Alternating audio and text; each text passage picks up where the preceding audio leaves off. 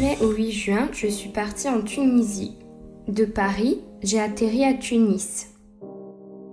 Je suis partie en volontariat avec l'association française AMCED. C'était ma première expérience en dehors de l'Europe. En Tunisie, tout le monde parle français, mais la langue locale reste l'arabe tunisien. C'était la première fois de ma vie où j'étais confrontée à une langue dont je ne comprenais pas un seul mot. Mais c'était l'occasion pour moi d'apprendre quelques mots de vocabulaire, quelques expressions. Sur place, la question qu'on m'a souvent posée, c'était quelles étaient mes idées reçues sur la Tunisie. J'en avais pas vraiment parce que j'ai vraiment décidé de partir sur un coup de tête. Donc j'ai pas trop pris le temps de réfléchir à ce qui m'attendait. Mais ça m'a vraiment permis d'aller là-bas, l'esprit libre, prête à découvrir une nouvelle culture et un nouveau pays.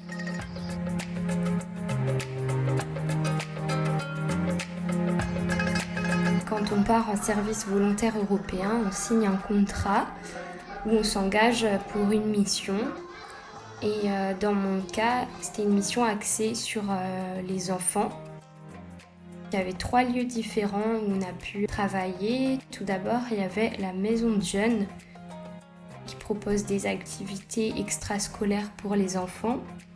Donc il y a des activités sportives, artistiques. Et j'ai pu donner quelques cours d'aquarelle dans un cours de peinture. Ensuite, j'ai pu aller dans une école maternelle où l'apprentissage se fait beaucoup autour du théâtre, de la danse, du chant. C'était vraiment trop chouette d'être au contact des enfants parce qu'ils sont encore petits et du coup ils parlent pas le français. Mais c'est là où on voit que le langage passe pas forcément par les mots. Le 3e lieu, c'est une académie de langue française. J'ai fabriqué des masques pour des costumes pour une petite pièce de théâtre qu'ils allaient jouer en fin d'année autour de l'histoire de la galette des rois.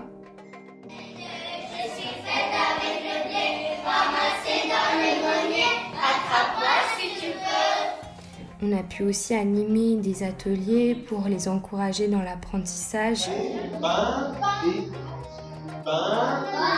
Benjamin.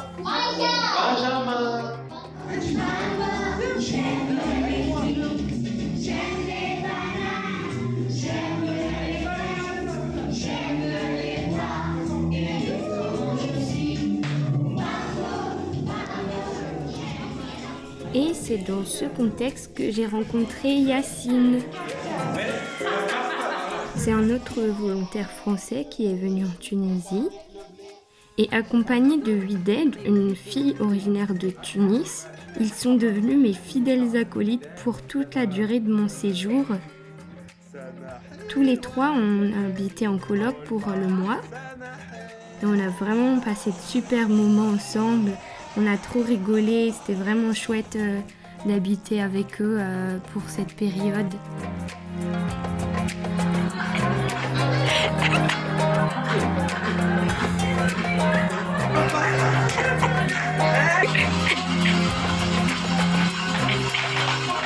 Et grâce à eux, j'ai pu découvrir plein de spécialités culinaires. Voilà, c'est Yacine qui cuisine et moi qui mange. Ils m'ont d'ailleurs initiée au piment, c'était une nouveauté pour moi qui n'aime pas manger pimenté.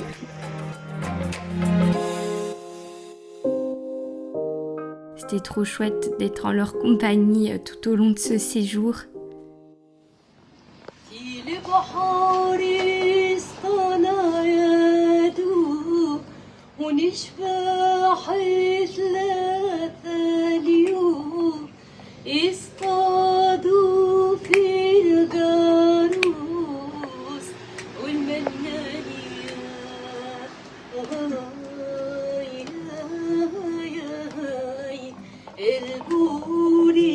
L'une des choses qui m'a le plus marquée durant mon voyage, c'était vraiment l'accueil des Tunisiens. On s'est très vite intégrés, on a rencontré plein de monde, surtout au café. Alors le café, c'est vraiment un lieu primordial dans cette culture. On s'y retrouve tous les soirs autour du typique thé à la menthe. On y vient pour jouer aux cartes, pour regarder un match de foot, raconter sa journée et puis juste passer un bon moment ensemble. Regardez, ils fument beaucoup les Tunisiens.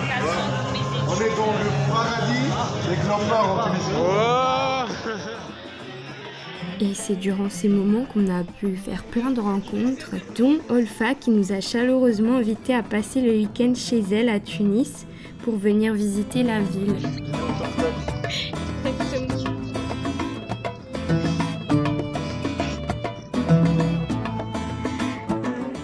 C'est comme ça que nous avons rencontré Balkis et Zakaria, ses enfants, avec qui nous avons passé de super moments. On s'est tout de suite trop bien entendus. C'était trop intéressant de pouvoir discuter avec eux. Ils connaissent vraiment bien la culture française.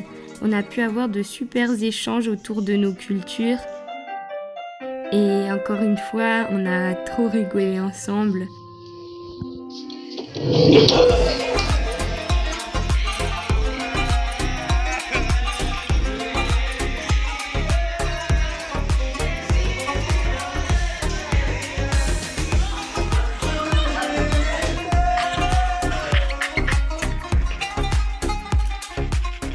On s'est vraiment senti comme chez nous. On a été trop bien accueillis. Merci à eux encore une fois. Tu peux le Picasso. Ah non, il y a qui encore là? C'est Salvador Dali. Le lendemain, Olfa a pu me montrer ses dessins et peintures qu'elle a réalisés quand elle était étudiante aux Beaux-Arts. J'aime trop ces moments où on rencontre quelqu'un avec une passion commune à la nôtre.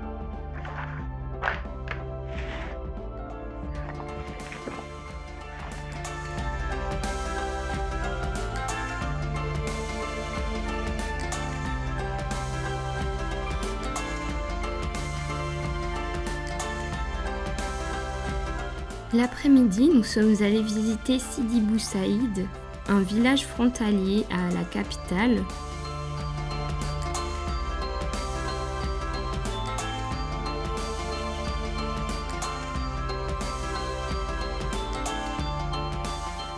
C'est un lieu très connu en Tunisie. Ces rues bleues et blanches évoquant la Grèce sont emblématiques de ce lieu. En rentrant, on a pu découvrir une nouvelle spécialité, le lablabi. On émiette du pain dans un bol qui sera mélangé à une sauce pimentée. C'était l'épreuve pour moi.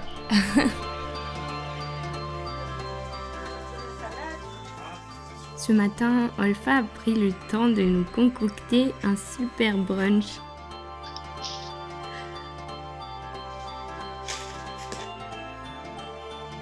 On a vraiment bien mangé.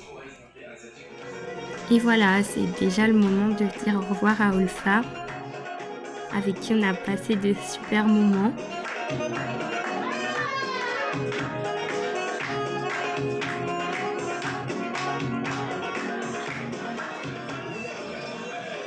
On s'est vraiment senti comme chez nous. On a été trop bien accueillis. Merci à eux encore une fois.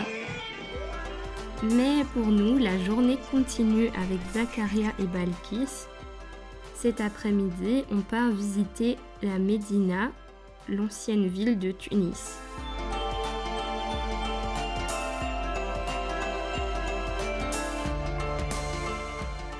Ces ruelles sont remplies de petites boutiques. L'une de mes préférées était une boutique de parfums. Les huiles parfumées sont à l'origine extraites des plantes. Elles forment ensuite la base des parfums classiques. On peut les utiliser purs ou les diluer à de l'alcool. On l'utilise pour deux choses. Parfum de corps et pour faire l'ambiance à la maison. On met 2-3 gouttes sur le diffuseur avec une petite bougie.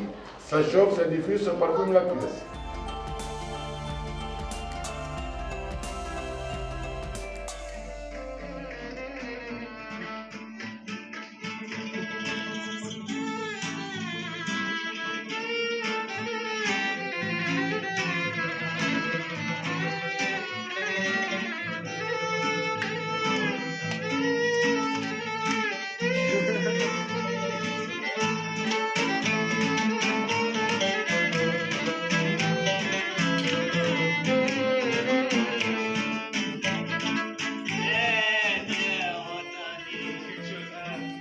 L'un de mes livres préférés quand j'étais petite, c'était Azur et Asmar.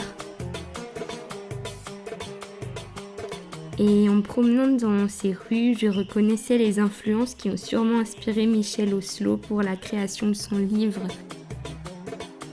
Et j'étais trop contente de retrouver ces couleurs, ces motifs, cette culture qui m'avait bercée quand j'étais enfant.